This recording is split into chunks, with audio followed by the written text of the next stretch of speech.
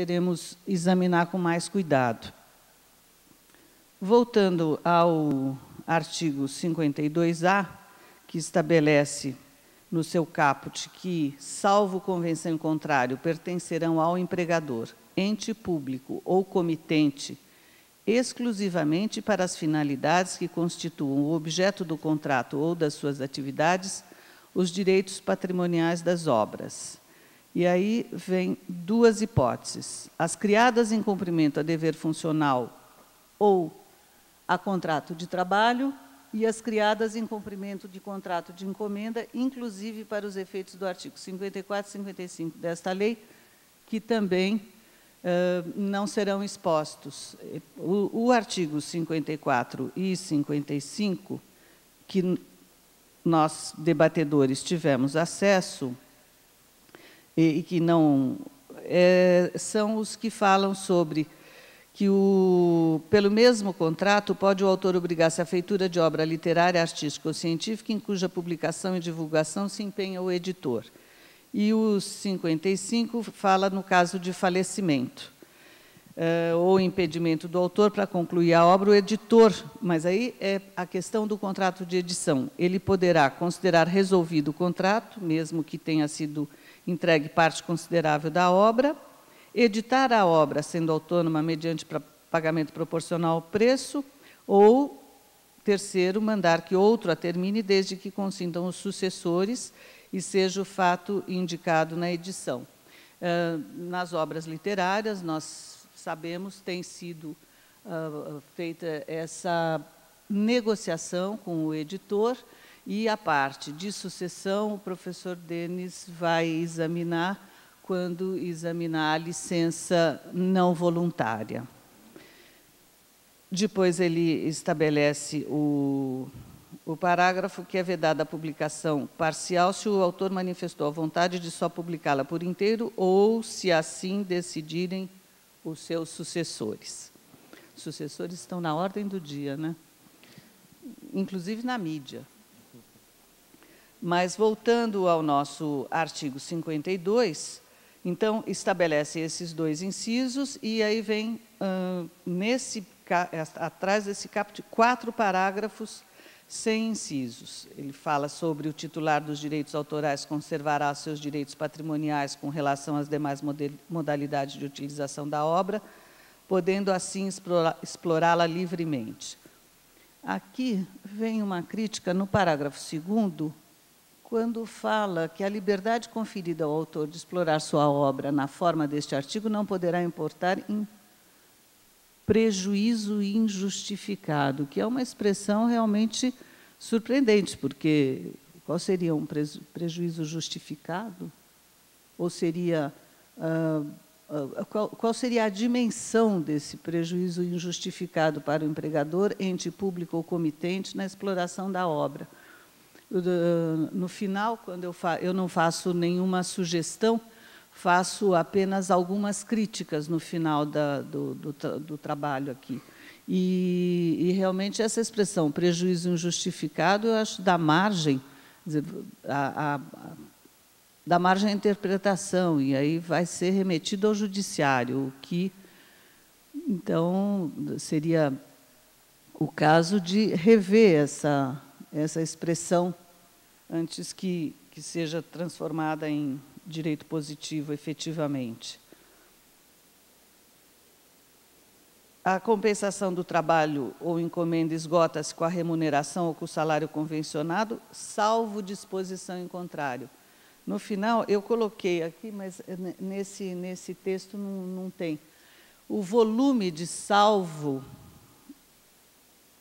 convenção em contrário, realmente acaba remetendo novamente às vias contratuais a matéria, ou seja, a matéria obra sob encomenda acaba sendo devolvida, por causa dessas expressões salvo convenção em contrário, acaba sendo devolvida para a via contratual.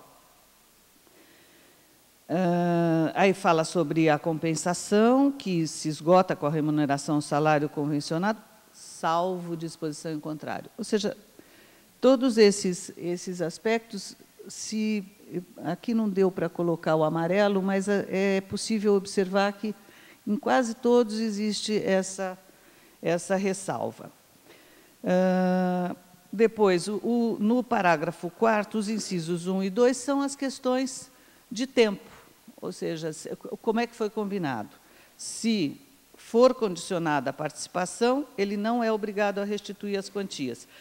Se não for condicionada a participação, ele pode e não iniciar no tempo, desde que restitua as quantias recebidas, ou seja, são as duas aqui embaixo, né? São as duas possibilidades.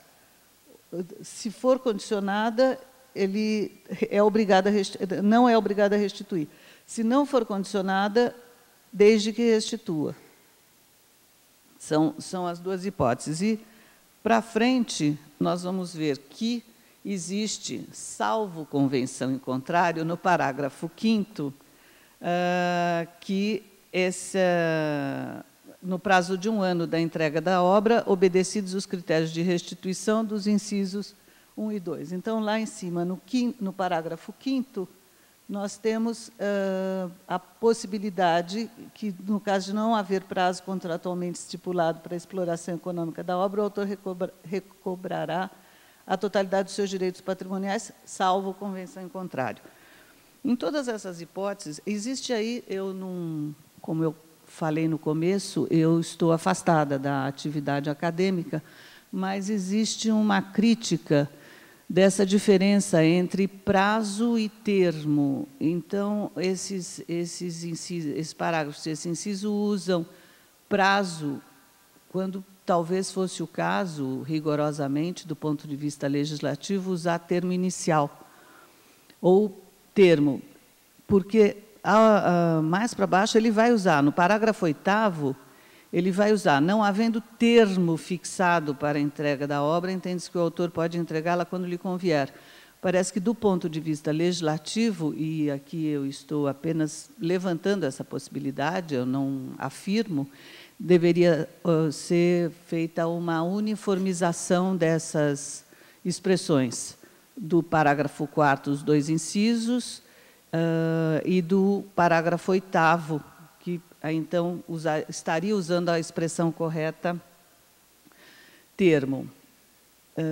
Então, no parágrafo 6º, nós vamos ter que aos contratos de obra sobre encomenda, que se farão sempre por escrito, aplicam-se no que couberem as disposições contidas nos artigos 49A, 49B e 49C, que também nós tivemos acesso, mas não serão reproduzidos aqui.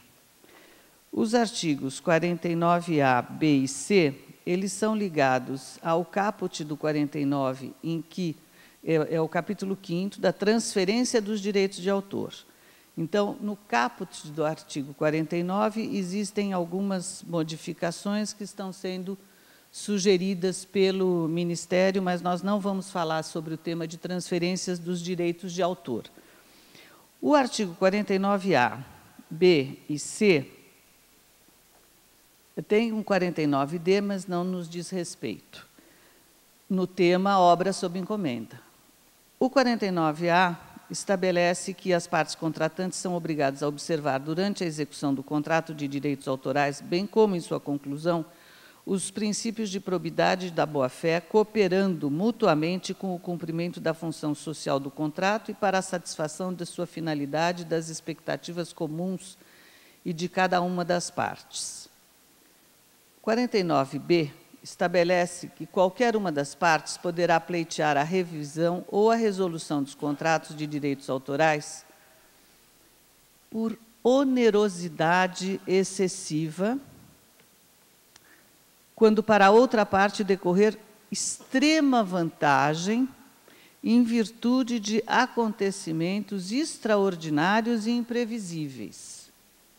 E eu coloquei aqui uma exclamação, porque realmente fica muito difícil a interpretação dessa proposta. Qualquer uma das partes poderá